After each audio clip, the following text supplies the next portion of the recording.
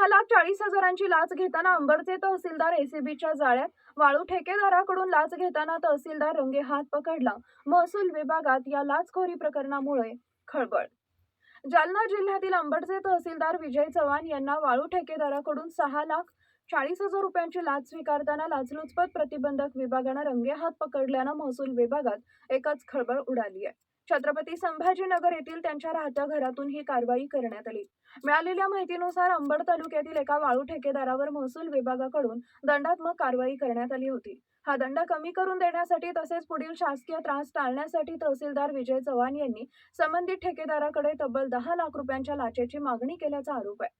तक्रारदारानं याबाबत लाचलुचपत प्रतिबंधक विभागाकडे तक्रार दाखल केल्यानंतर पडताळणी करण्यात आली. त्यानुसार तहसीलदार चव्हाण यांनी तडजोडी 6,40,000 रुपये स्वीकारण्यास तयारी दर्शवली. त्यानंतर बीड येथील एसीबीच्या पथकानं सापळा रचून छत्रपती संभाजीनगर येथील त्यांच्या निवासस्थानी कारवाई करत त्यांना लाच स्वीकारताना रंगेहात अटक केली. या धडक कारवाईमुळे महसूल विभागात खळबळ उडाली असून वाळू व्यवसाय आणि महसूल यंत्रणेतील कथित आर्थिक संबंध पुन्हा एकदा चर्चेचा विषय ठरले. या प्रकरणी पुढील तपास लाचलुचपत प्रतिबंधक विभागाकडून सुरू आहे.